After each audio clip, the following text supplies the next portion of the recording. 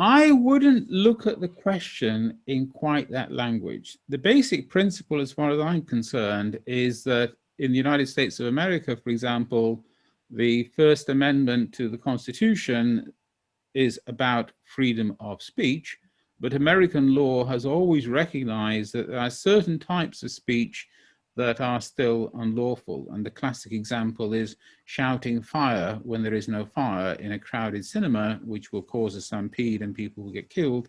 That is a crime. Similarly, in Europe, the European Convention on Human Rights has an article about freedom of speech, but it also recognizes that countries are permitted to restrict that freedom of speech by law in certain cases. So the question to discuss is what kinds of speech should be restricted, in what circumstances. Just talking about hate speech by itself isn't relevant. Hate speech is hate speech. There is freedom of speech, but the question is, when should freedom of speech be restricted?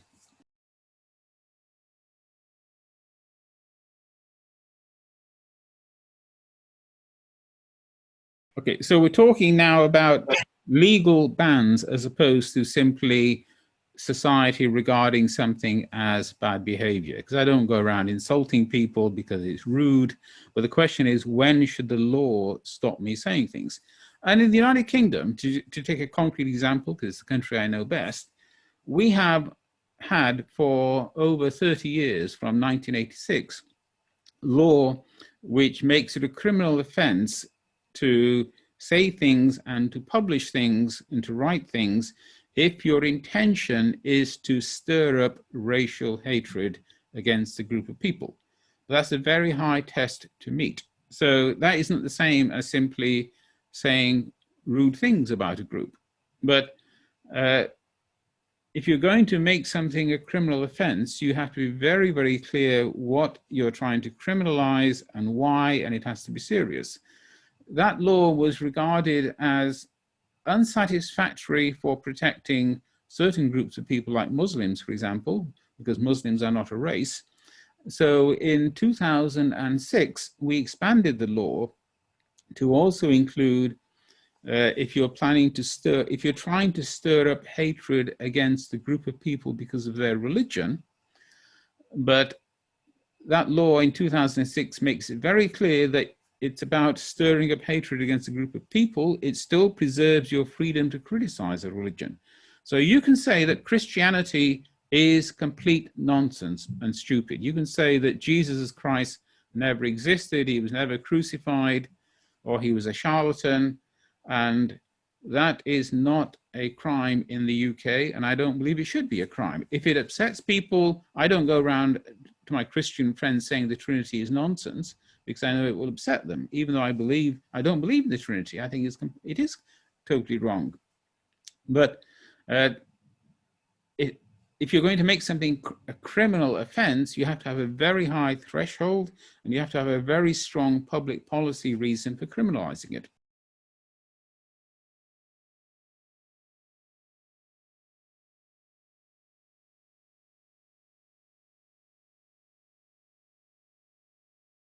I think the honest answer is that people of that generation in the United States have been very badly educated for a long period of time by left-wing teachers. They've been brought up to not understand why freedom of speech is positive for a society, why it's important to have a robust debate, challenging ideas, why if you believe something, it's actually good for other people to come and challenge your beliefs, because that's the only way that you can test whether your beliefs make any sense or not.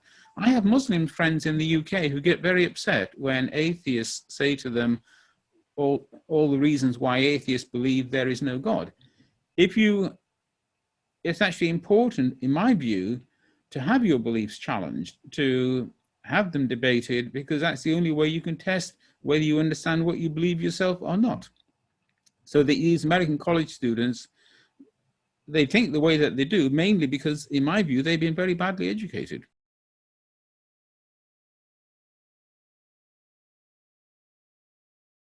Well, I don't want to bring in political quotas for university teachers to say we need to have X% right-wing university teachers and Y% left-wing university teachers. It's been well known for many decades that most academics are left-wing, but that's fine. The issue is more when that behavior affects the way that campuses operate, and even more when it starts to affect the way that university rules operate, or even when the law operates. But I don't want to have a quota which says we need more right-wing teachers. We just need students themselves to understand better the importance of robust debate and challenge.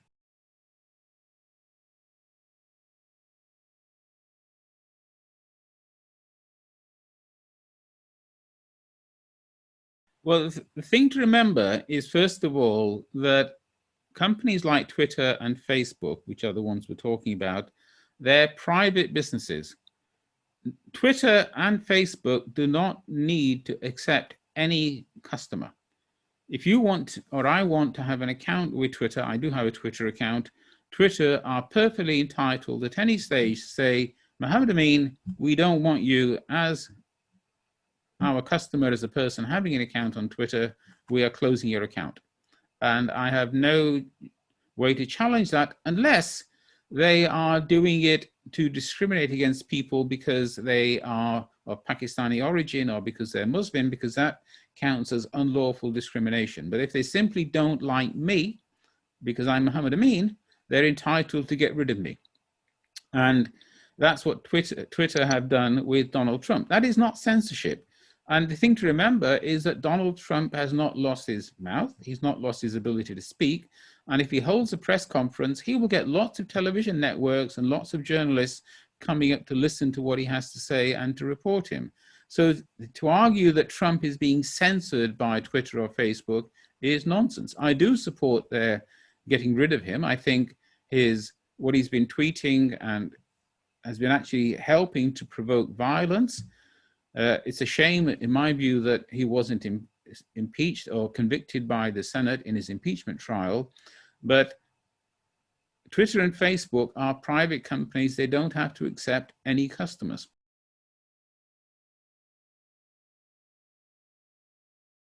Yes, I do think it's moral to ban Donald Trump. I think he should have been got rid of a long time ago. It was harder for them to get rid of him when he was president, certainly until after he lost the election, because they have commercial interests. The president of the United States has a lot of power. He could use the American government to harm Twitter or Facebook. But in terms of what is moral, yes, I think it was entirely moral to get rid of that. Similarly, I think it's very moral of Twitter and Facebook to be very active in campaigning to suppress conspiracies like QAnon, which are based on lies and mistruth, to get rid of anti-vaccine information which kills people. So I strongly support what these companies are trying to do now.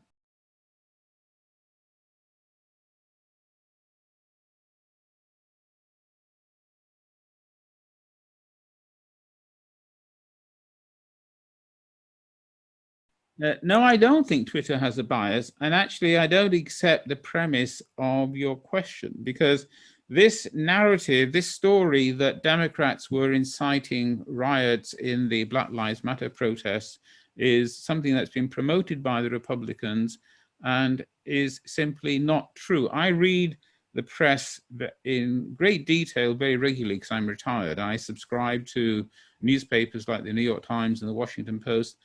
I read the Economist newspaper regularly, which is a center-right newspaper. It's not a left-wing newspaper. And I have not seen any evidence of Democrat politicians encouraging people to riot or to burn down police stations. They were strongly supportive of peaceful protests by Black Lives Matter protesters. They were not supportive of the riots. And when the riots happened, people like Joe Biden were very forceful in condemning them.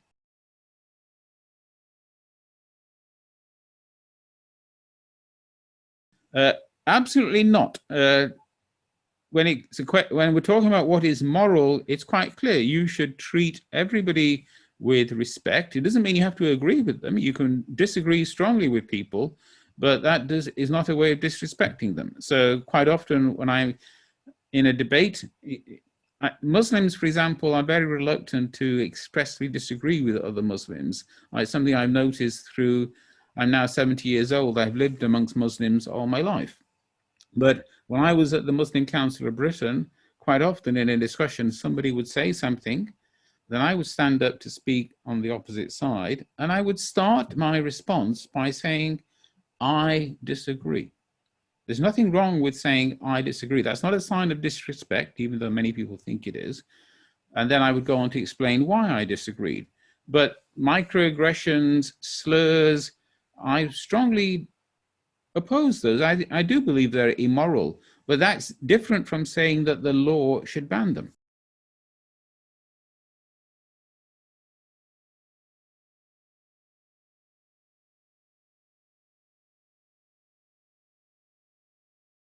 Well, first of all, every country has its own special history. So, for example, if you look at Germany, where the Holocaust took place, in Germany, it is a criminal offense to deny that the Holocaust happened. In the United Kingdom, it is not a criminal offense to deny that the Holocaust happened. If you deny that the Holocaust happened in the UK, you will become very unpopular. You will not be regarded as part of polite society. People will shun you, but it is not a crime. Now, coming back to your question about things like the N-word, it's already a crime in the UK to attempt to incite racial hatred. So if you use the N-word as part of a speech where you're trying to incite hatred against people of Afro-Caribbean origin, that may be a crime. And certainly it's something that I would regard as immoral conduct, but we're talking here about the law. However, if I abuse somebody in the street on a one-to-one basis, the law already says that if that level of abuse rises to a particular level of seriousness where I could be about to incite a breach of the peace by inciting that person to start a fight with me, I may well be committing a criminal offense. But to simply criminalize the use of the N-word in an environment where I'm not likely to incite racial hatred and I'm not likely to incite somebody to start a fight, I do not believe that should be made a crime. It is inappropriate behavior. People may want to not invite you back onto the television program, but if you use the N-word in a discussion, then I do not believe that should be a crime, even though I regard it as, bad conduct.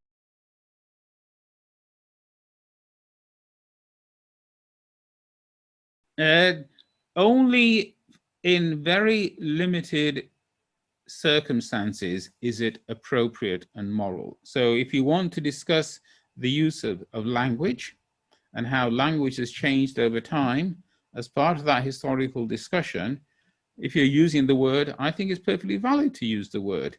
Similarly, we get nonsense where people misunderstand things. There was a case recently, about 4 or 5 years ago in America, where somebody used the word niggardly to describe a quantity. And niggardly means a small quantity, a niggardly amount of food, for example. And that word has no connection with the N-word. It's a different etymological derivation. It just sounds very similar. And there was an outcry. And that kind of outcry is nonsense. It's based on ignorance.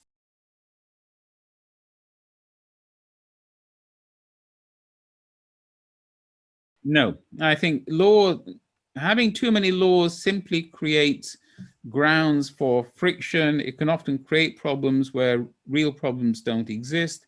I am very, very reluctant to limit freedom of speech. I need overwhelmingly persuasive reasons why something should be limited. And I don't regard the use of those kinds of words that people object to as sufficiently strong reasons for banning it, for the government to ban the use of those words, saying you simply cannot say this word.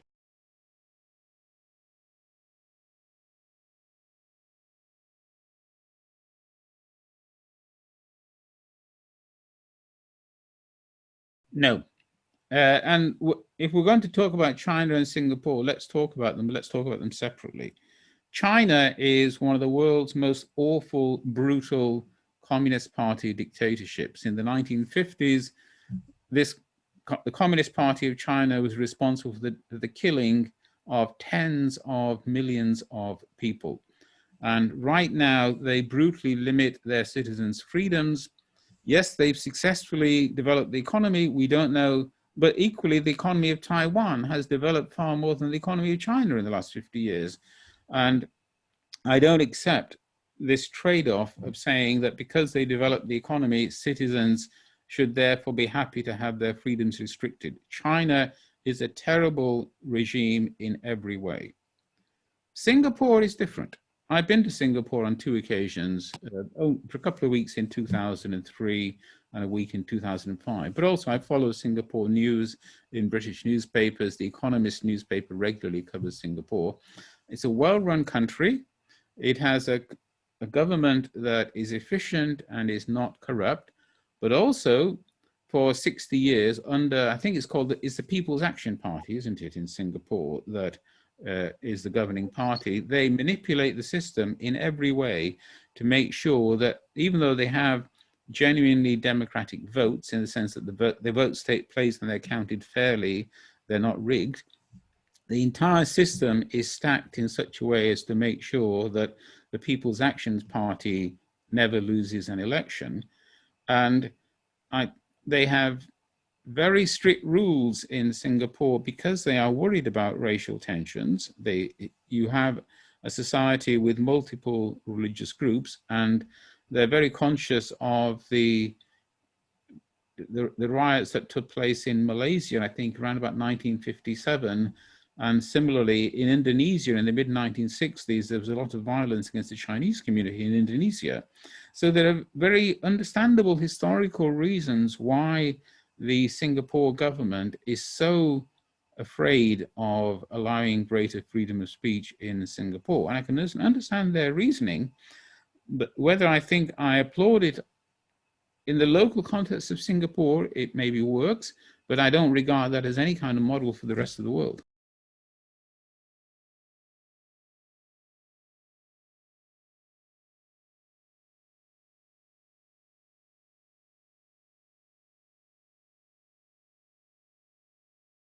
Absolutely not. As I said, Singapore has just about works for its own Singaporean reasons, but I would never want to be a citizen of Singapore because I value being a citizen of a free country. And Singapore, as far as I'm concerned, is not a free country.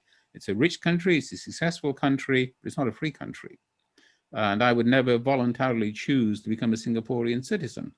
I do not believe that it would help the United States to limit the freedom of American citizens to protest.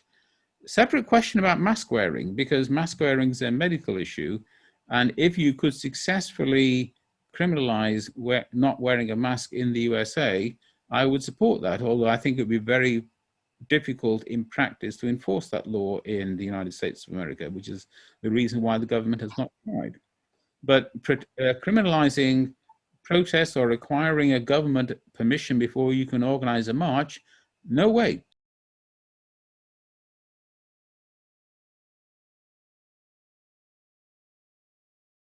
If you bring about a police state, like the old Soviet Union or East Germany or China, where the citizen is monitored 24 hours a day, where his phone calls are being tapped by the secret police, eventually, if you have such a high level of monitoring, then ordinary crimes become harder to take place.